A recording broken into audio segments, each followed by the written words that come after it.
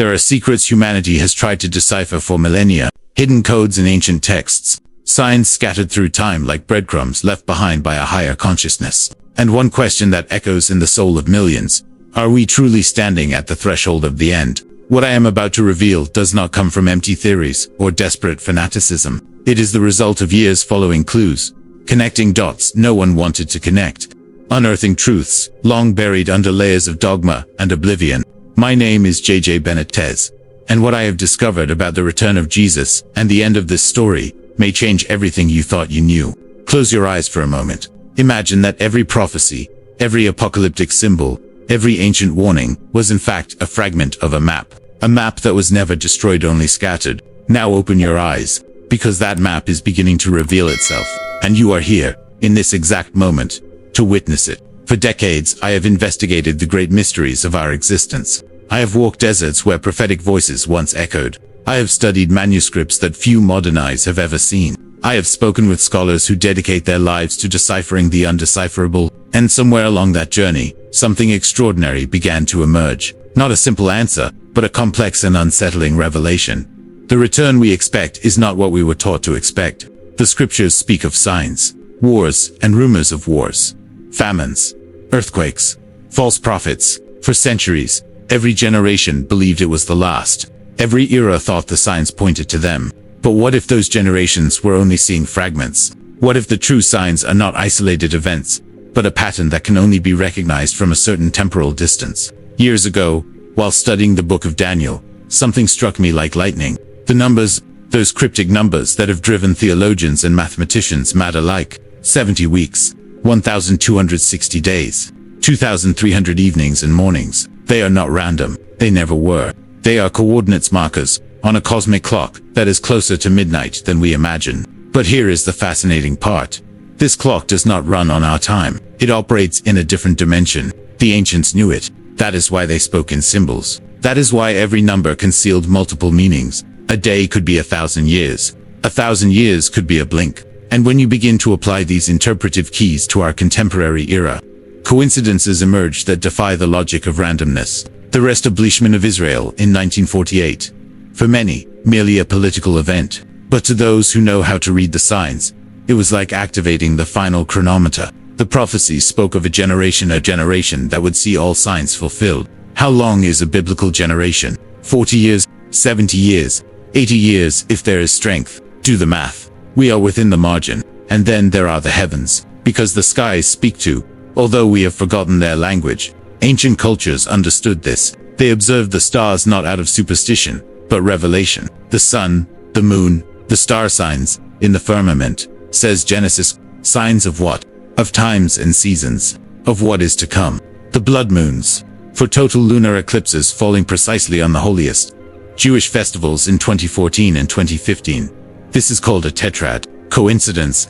Perhaps, but then you discover that the previous tetrads on Jewish feast days occurred in 1949, right after the creation of Israel, and in 1967, during the Six-Day War, when Jerusalem was reclaimed.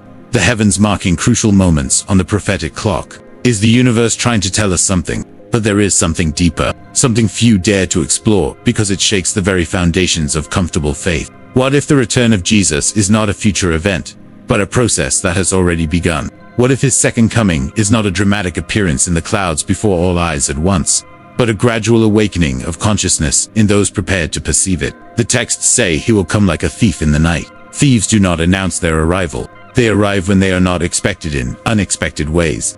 What if we have been looking in the wrong place? Jesus himself said the kingdom of heaven is within you, not in some distant sky, not in some far-off future, within now, always. Could it be that his return is, in truth, our collective awakening to this inner reality? This does not diminish the mystery, it deepens it, because if you observe the world today, something undeniable is happening. There is an unprecedented spiritual hunger, millions seeking truth beyond institutions that once offered easy answers. There is a collapse of old structures, systems that seemed eternal crumble before our eyes. The economy, politics, organized religion, everything stands at a breaking point. And simultaneously, there is an acceleration. Time seems to move faster. Changes that once took centuries now unfold in decades, years, months. Technology has connected humanity in ways that would have seemed miraculous a century ago. Information once hidden for millennia is now accessible to anyone with an internet connection. Is this also part of the plan? Could this age of mass revelation be what the prophecies described as the time when knowledge shall increase? Daniel wrote it clearly. Many shall run to and fro, and knowledge shall increase. We live in the age of explosive knowledge, data doubling every few years, ancient secrets being unearthed, old texts being translated and shared, humanity having access to more information than all previous generations combined. But here is the paradox. More knowledge has not brought more peace. More connection has not generated more unity. It is as if all this information, all this revelation, were a tester filter dividing those who seek truth from those drowning in distraction. Scripture warns of a deception so convincing that even the elect could be deceived. Look around. We live in the age of perfected misinformation. Virtual realities, indistinguishable from the real. Artificial intelligences capable of creating content that seems human. Deepfakes, manufactured narratives, manipulated truths. Never in history has it been so difficult to discern what is real from what is false. Is this the preparation for the revelation of the Antichrist, or the final test before the true return? And let us talk about the Antichrist, because this concept has been profoundly misunderstood. Do not look for a dictator with horns and a malevolent smile. The Antichrist, according to original descriptions, will be charismatic, convincing, offering brilliant solutions to insoluble problems. He will come in the name of peace. He will be adored. His deception will be so sophisticated that multitudes will follow him, believing they are following the light. It could be an individual. It could be a system. It could be a non-human intelligence, or something beyond our current imagination.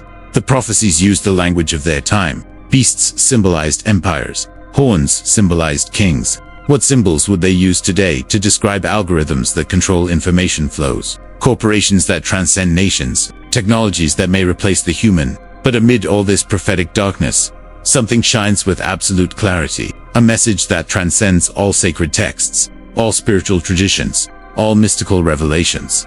Love is the key. Consciousness is the path. An awakening is individual before it becomes collective. Jesus does not need to return because he never left. That is the most radical revelation of all. His presence never abandoned this plane. What needs to return is our ability to perceive him. Our sleeping consciousness must awaken, and that awakening is programmed for these times. Mystics of all ages knew this. Sufis spoke of the Mahdi, Buddhists of the Maitreya, Hindus of Kalki. Different names for the same truth. There is a point in human evolution where consciousness makes a quantum leap. A moment when the human touches the divine collectively. Are we in that moment? The sign suggests yes, but it will not be as we imagine. There will be no Hollywood-style trumpets in the sky. It will be subtler, more intimate, more real. It will be an awakening in the hearts of those who have been preparing without even knowing it. Those who felt something greater, calling them. Those who never accepted superficial answers. Those who, against all logic, kept the flame of spiritual hope alive in a world designed to extinguish it. And here is the beautiful part. You do not need to be perfect to be part of this. You do not need to have all the answers. You do not need to belong to any specific institution. You only need to be willing to see beyond the veil, to question the unquestionable, to open yourself to possibilities your rational mind would reject. The end times are not the end. They are the transition. Birth is painful, chaotic, terrifying. But on the other side, there is new life. Apocalyptic prophecies do not describe definitive destruction. They describe radical transformation. The old order must collapse so the new can emerge. The caterpillar must dissolve completely in the chrysalis before the butterfly can fly. We are in the chrysalis, and it hurts, and it is confusing. And sometimes it feels like everything is falling apart, because that is how metamorphosis works. But those with eyes to see can perceive the wings forming. Those with ears to hear can sense the new song emerging from the silence. No one knows the exact dates. Jesus himself said it. Not even the angels of heaven know, only the Father. So be wary of those who sell absolute certainties. Be wary of those who try to frighten you with deadlines. That is not the voice of truth. It is the voice of control. Truth invites you, it does not force you. Truth inspires you, it does not terrify you. Truth expands you, it does not limit you. So what should you do? How do you prepare for something so immense? The answer is paradoxically simple. Live. Live with consciousness. Live with love. Live with purpose. Cultivate your inner world as if it were a garden awaiting a special guest, because it is. Wake up each day asking yourself, am I being who I came to be? Am I loving the way I came to love? Am I seeing with the eyes of the Spirit? or only with the eyes of the flesh? These questions are your compass in confusing times, and hold on to hope. Not blind, naive, passive hope, but active hope. The hope that works, that builds, that knows the dawn always comes after the darkest night, because that is truly what I discovered after all these years of investigation. After following all these clues, after connecting all these dots, the end of this story is not the end of the story. It is the beginning of a new chapter 1 being written right now. And each of us holds a pen. Will Jesus return soon? Perhaps he has already returned in every act of genuine love, in every moment of awakened consciousness, in every heart opening to truth, in every soul choosing light over darkness. His return will not be an event. It will be a recognition, a collective awakening to what has always been here. And when that moment arrives, when we finally see clearly, we will realize that all the signs, all the prophecies, all the mysteries pointed to one simple, beautiful truth. We were never separated from the divine.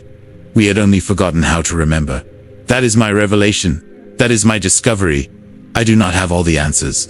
No one does. But I know this with certainty. Something immense is approaching. Something that will change everything. And you, listening to these words in this exact moment, are not here by chance. You are part of this. You are part of the awakening. If this search for truth resonated within you, he felt that spark of recognition that signals something real was touched, do not let it fade. Share this message with someone who needs to hear it.